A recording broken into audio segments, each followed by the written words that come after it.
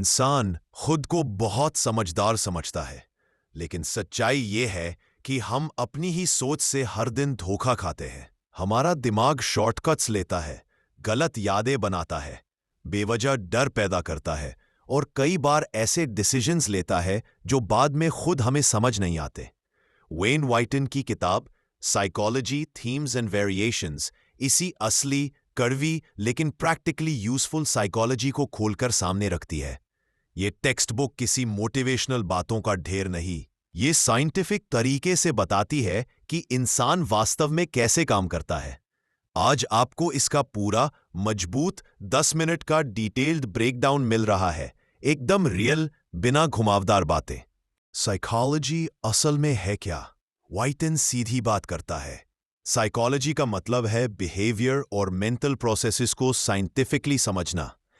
यानी psychology in चीजों को स्टडी करती है।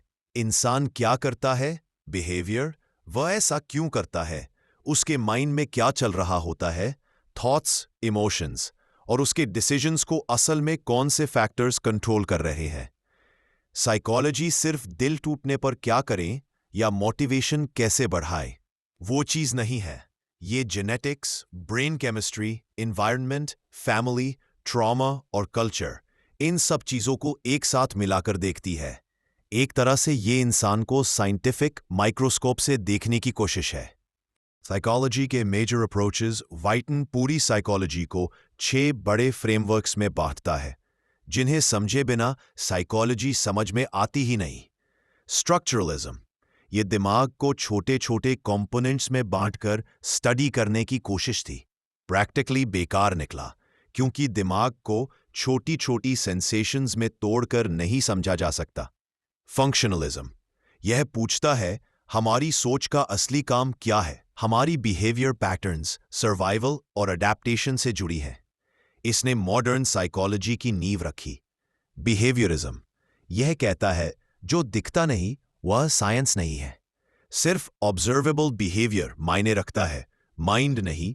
हैबिट्स कैसे बनते हैं, कैसे टूटते हैं, सब यहीं से आता है। साइको एनालिसिस, फ्रॉइड की थ्योरी कहती है हमारा सबकॉन्शियस हमारे डिसीजंस को कंट्रोल करता है। Childhood, sex drives, repressed emotions, ये सब बिहेवियर को शेप करते हैं। कई लोग इसे आउटडेटेड कहते हैं, लेकिन इमोशनल कॉन्फ्लिक्ट्स की कॉन्सेप्ट आज भी थेरेपी का कोर हिस्सा है। 5. ह्यूमनिज्म ये कहता है कि इंसान सिर्फ रिएक्शंस की मशीन नहीं है, वह चॉइसेस से ग्रो कर सकता है। सेल्फ एस्टीम, सेल्फ इमेज और पर्सनल ग्रोथ पर फोकस करती है।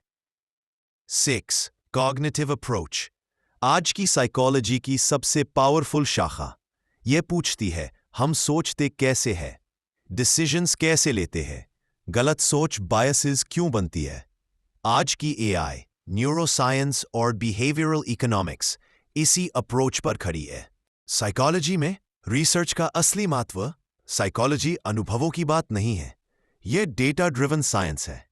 Research steps, hypothesis, controlled experiment, variables fix करना, रिजल्ट्स मेजर करना, रेप्लिकेशन। व्हाइटन बताता है कि ज्यादातर लोग साइकोलॉजी को हल्का विषय मानते हैं क्योंकि उन्हें लगता है यह बस राय है।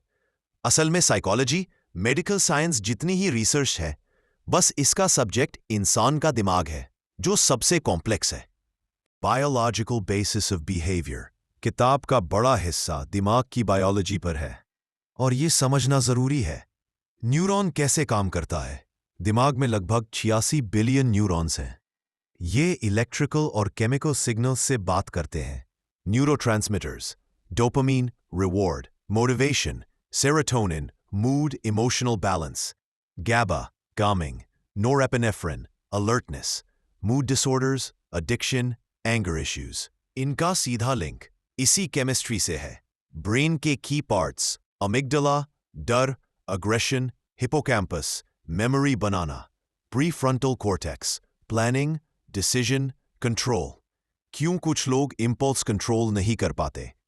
क्यों कुछ लोग ज्यादा अग्रेसिव होते हैं? क्यों कोई रिस्की डिसीजंस लेता है? इसका जवाब ब्रेन सर्किट्स में छुपा है, नॉट विल पावर में। सेंसेशन एंड परसेप्शन, हम जो देखते हैं, वह हमेशा सच नहीं होता। हमारी सेंसेस सिर्फ रॉ डेटा भेजती है, असली इंटरप्रिटेशन दिमाग करता है। इसलिए इल्यूजन्स पॉसिबल हैं। ब्रेन शॉर्टकट्स लेता है, अंदाज लगाता है और कभी कभी गलत भी हो जाता है। परसेप्शन इक्वल्स दिमाग का बनाया हुआ मॉडल, इसलिए दो लोग एक ही सिचुएशन को बिल्कुल अलग तरह से फील करते हैं। लर्निंग, इंसान कैसे सीखता है? व्हाइटन लर्निंग को दो बड़े हिस्सों में बांटता है। क्लासिकल कंडीशनिंग, पावलोव का dog, bell plus food, automatic response. Fear phobia से लेकर कुछ सॉन्ग सुनकर पुरानी यादें आने तक, सब इसी नियम पर चलता है। ऑपरेंट कंडीशनिंग, स्किनर का principle, reward behaviour repeat, punishment behaviour decrease. इससे समझ आता है क्यों सोशल मीडिया एडिक्टिव है, क्यों बच्चे गलत चीजों पर भी हैबिट्स बना लेते हैं, क्यों ह्यूमंस शॉर्ट टर्म रिवॉर्ड्स के पीछे भागते हैं। ऑब्जर्वेशनल लर्निंग बैंडूरा, हम सिर्फ करके नहीं सीखते, देखकर भी सीखते हैं। इसलिए पेरेंट्स, इन्फ्लुएंसर्स और एनवायरनमेंट बिहेवियर शेप करते हैं। मेमोरी बहुत फ्लॉड सिस्टम, मेमोरी रिलायबल नहीं है। ये हर बार रीराइट होती है जैसे एडिटिंग हो रहा हो। Short term memory equals capacity बेहद कम, long term memory equals distorted, emotional events equals exaggerate, false memories बन जाती हैं। आई विटनेस रिपोर्ट्स कई बार गलत निकलते हैं। व्हाइटन की सबसे ब्रूटल बात, कॉन्फिडेंट मेमोरी भी गलत हो सकती है। इंटेलिजेंस सिर्फ आईक्यू नहीं है। आईक्यू कुछ चीजें मेजर करता है, लेकिन सब नहीं। जेनेटिक्स प्लस एनवायरनमेंट दोनों इंटेलिजेंस बनाते हैं। न्यूट्रिशन, स्कूलिंग, स्ट्रेस सब असर डालते हैं। इमोशनल इंटेलिजेंस, सोशल इंटेलिजेंस और प्रैक्टिकल इंटेलिजेंस, ये सब रियल लाइफ में उतने ही इंपॉर्टेंट है। पर्सनालिटी कैसे बनती है? की theories, Freud, subconscious control, behaviorist, environment shapes you, humanistic, self-growth, trait theory, big five traits, ocean, personality को define करते हैं। openness, conscientiousness, extroversion, agreeableness, neuroticism, इन traits को measure करके behavior काफी हद तक predict किया जा सकता है। psychological disorders and treatment, disorders weakness नहीं है, ये बायोलॉजिकल, साइकोलॉजिकल और सोशल फैक्टर्स का मिक्स है। Common disorders, depression, anxiety, OCD, bipolar disorder, PTSD, schizophrenia. Treatment, psychotherapy, CBT सबसे effective. Medication, exposure therapy, family social support. व्हाइटन आखिरी मैसेज देता है, मेंटल डिसऑर्डर्स भी हेल्थ प्रॉब्लम्स है, इन्हें शेम की तरह नहीं, ट्रीटमेंट की तरह देखना चाहिए। Final conclusion, psychology themes and variations एक ऐसा टेक्स्ट बुक है जिसने साइकोलॉजी को ग्लैमर से हटाकर रियल साइंस की तरह पेश किया। ये किताब साफ बताती है इंसान खुद को जितना समझता है उतना वह असल में होता नहीं।